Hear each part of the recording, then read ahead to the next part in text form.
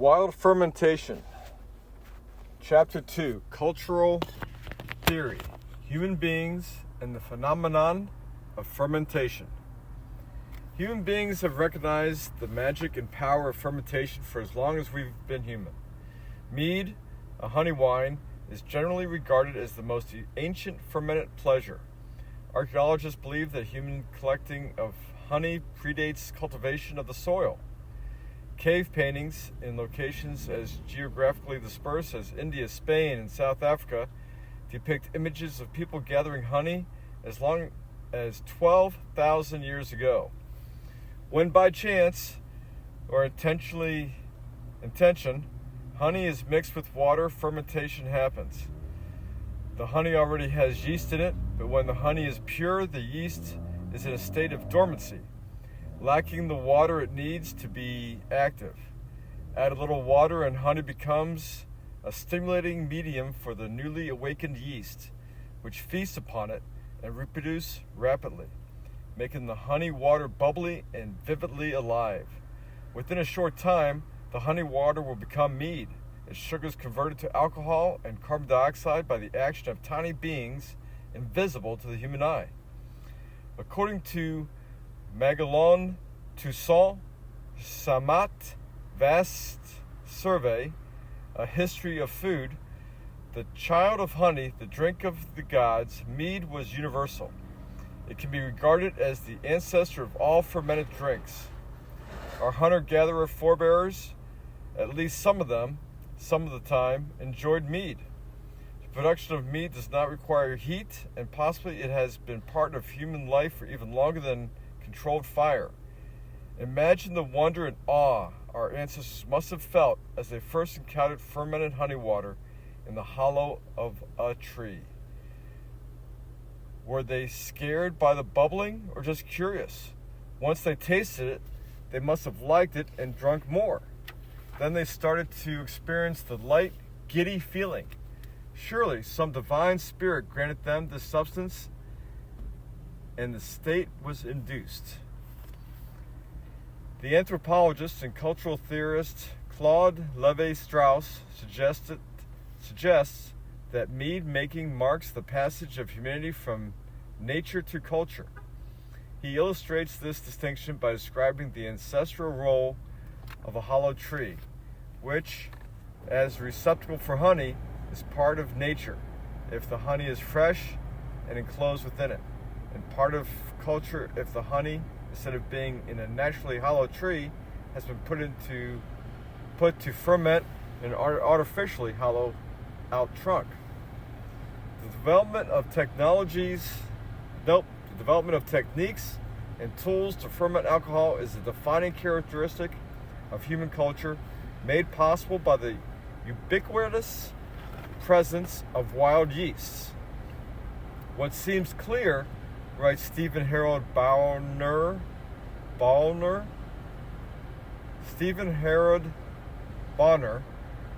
in his Sacred and Herbal Healing Beers, is that human knowledge of fermentation arose independently throughout human cultures, that each culture attributed its appearance to divine intervention, and that its use is intimately bound up with our development as a species. Fermentation-induced altered states have long been associated with oral storytelling, mythical traditions, and poetry in many different cultures. The Papago people of the Sonoran Desert region of northern Mexico and southern Arizona ferment a drink called Twizwin from the fruit of the saguaro cactus.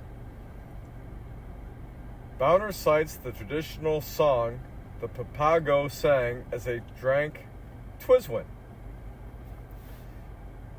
Dizziness is following me, close it is following me, but I like it, yonder far, far, on the flat land it is taking me, dizziness I see, high up there I see it, truly I like it, yonder they lead me, and dizziness they give me to drink. 'Tis at the foot of Little Gray Mountain, I am sitting and getting drunk, beautiful song I shall unfold. This same inspirational quality is often attributed to fermented alcohol across cultures. Inebriation is the state, quote, of which the hymns of all primitive peoples tell us. Condensed Frederick Nietzsche. Language, the most fundamental faculty that distinguishes our species, has been developed, exercised, and elaborated under the influence. Meads, wines, and beers have been sacred in many different traditions for thousands of years. Prohibitions notwithstanding, alcohol ferments have always been worshipped, invested with important symbolic meaning, and offered to deities. The Sumerians, beer makers with written recipes dating back nearly 5,000 years, worshipped a goddess of beer, Ninkasi, whose name means, "You who fill my mouth so full." Egyptians buried great ceramic casks of wines and beers with their mummified royals in the pyramids. And in the Egyptian Book of the Dead, prayers for the souls of the deceased are addressed to givers of bread and beer. Ancient Mayan ceremonies involved a honey ferment called balchi, used in enema form, used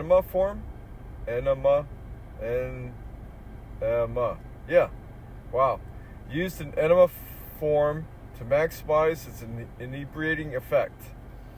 Perhaps because of this unfamiliar mode of consumption, their conquerors saw the devil lurking in balchi in order to turn into snakes and worms that gnawed at souls of the Maya. It was banned in the name of Christendom. Nevertheless, in the Catholic magic transubstantiation,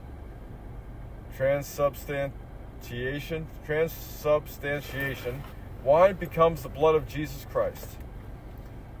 In my own Jewish tradition, repeated recitations of the prayer, "Blessed is the creator of the fruit of the vine," are accompanied by sacramental drinks of wine. Other forms of fermentation seem to have developed in tandem with the domestication of plants and animals as human cultures evolved. It is no accident that the word culture has such broad connotation. It derives from the Latin colere, to cultivate. Fermentation matters no less than the, quote, socially transmitted behavioral patterns, arts, beliefs, institutions, and all other products of human work and thought, unquote, that constitutes the dictionary's first definition of culture. The various cultures are inextricably intertwined. Agriculture itself would not be practical without fermentation, given natural seasonal rhythms of scarcity and overabundance. How could people in temperate regions with limited growing seasons invest their energies in crops that are ready at certain moments of the year without effective techniques to preserve and derive ongoing sustenance from that harvest?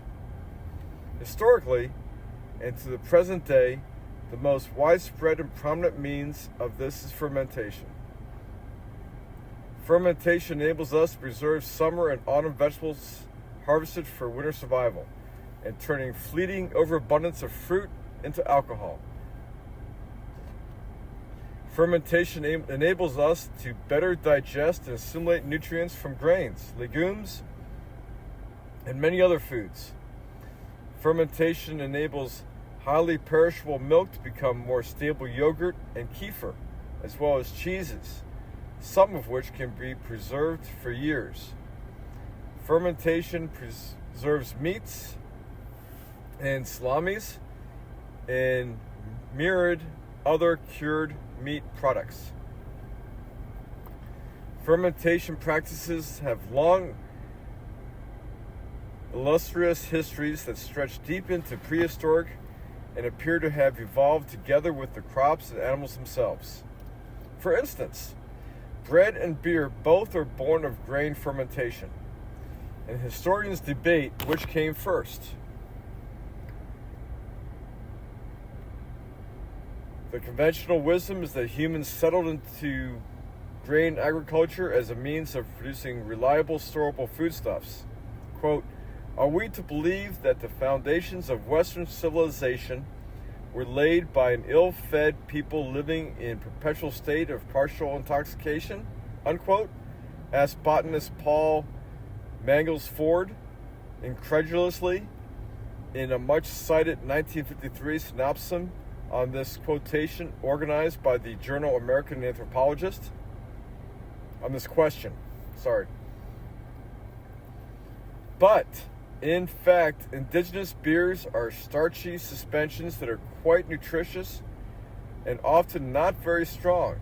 An alternative hypothesis poses the question, is it not possible that beer provided a more compelling incentive than mere food for well-fed, migratory peoples to settle?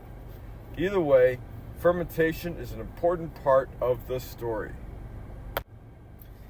Science puzzles over a perplexing phenomenon. Though many people throughout history have recognized fermentation as a mystical life force, in the Western scientific tradition it was long shrouded in confusion. Since at least Roman times, natural historians such as Pliny the Elder described what they called spontaneous generations. The theory of spontaneous generation viewed certain forms of life as phenomena occurring independent of any reproductive process. This belief was not limited to the bubbling actions of fermentation.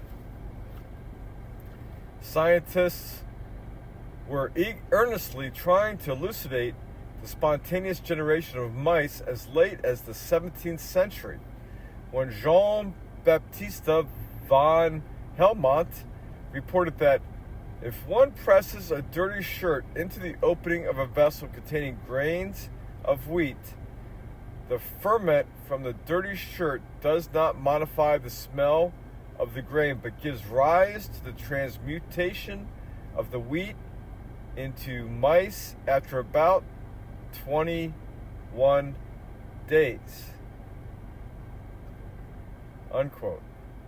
He also had a recipe for creating scorpions by carving a hole into a brick, filling it with dried basil, and placing it in the full sun. As von Helmont was exploring spontaneous generation, a Dutchman, Anton van Leeuwenhoek, developed the microscope and first observations of microorganisms in 1674. He states, "I now saw very plainly that these were little eels or worms, lying all huddled up together and wriggling, just as if you saw with the naked eye a whole tubful of very little eels and water, with the eels squirming among one another.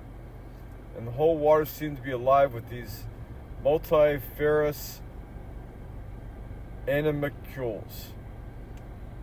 This was for me, among all the marvels that I've discovered in nature, the most marvelous of all. And I must say, for my part, that no more pleasant sight has ever yet come before my eye than these many thousands of living creatures, seen all alive in a little drop of water, moving among one another, each several creatures having its own proper motion." Meanwhile, French philosopher René Descartes had expounded his revolutionary view that all natural phenomena could be reduced to mechanical processes. Descartes ushered in a period of scientific inquiry focused on describing natural processes by causal mechanisms. Chemistry flourished in the 18th and 19th centuries, and a sort of chemical reductionism came into vogue, which held that all physiological processes were ultimately reducible to a series of chemical reactions. Chemists of this period dismissed the idea that fermentation was caused by living organisms as, quote, retrograde. The chemists were aware of, quote, animalcules, animalcules, revealed by the microscope, but they stubbornly dismissed their importance and any constructed elaborate theories to explain them why. And stubbornly dismissed. Yeah. The chemist Justin von Liebig, a 19th century pioneer in the development of chemical fertilizers, which was a major proponent of fermentation as a chemical rather than a biological process. Von Liebig believed that the importance of the yeast in the fermentation process was its decomposition as dead matter.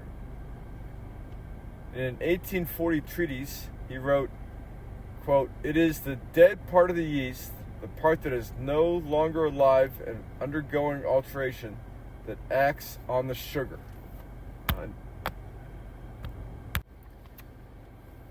Louis Pasteur and the advent of microbiology. Enter Louis Pasteur, a French chemist who turned his attention to fermentation processes at the behest of a LILLE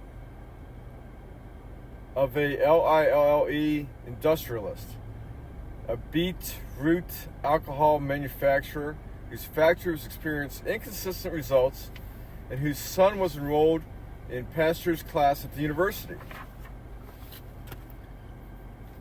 Pasteur's methodological study of beetroot fermentation quickly convinced him that fermentation was a biological process. His first study on fermentation, quote, Mémoire sur la fermentation appelée lactique, was published in April 1857. Fermentation is a correlative of life and of the production of globules rather than of their death or putrefaction. Pasteur solved the beetroot alcohol manufacturer's problem by heating the beet juice to destroy naturally occurring lactic acid producing microorganisms and reseeding it with alcohol producing yeast. This was the earliest application of the heating process now credited on every carton of milk: pasteurization.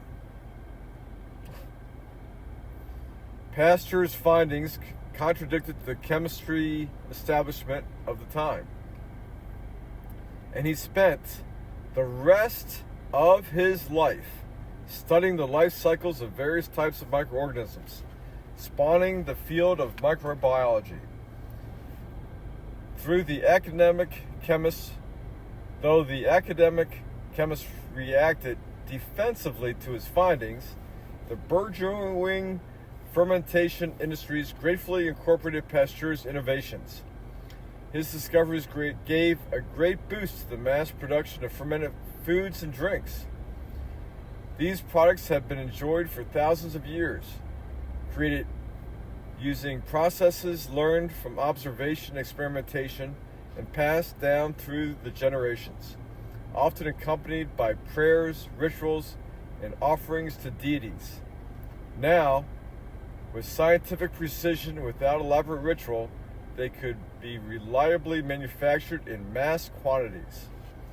The advent of microbiology gave rise to a sort of colonial outlook towards microorganisms, that they, like other elements of nature and other human cultures, must be dominated and exploited. One book that expressed this attitude especially stark is Bacteria in Relation to Country Life, published in 1908, midway between Pasteur's research and development of antibiotic drugs. The deepening current of human existence now forces us to study the bacteria and other microorganisms. Insofar as they are dangerous to our health and happiness, we must learn to defend ourselves. We must learn to destroy them or to render them harmless. Insofar as they are beneficial, we must learn to control them and make their activities widely useful to human society.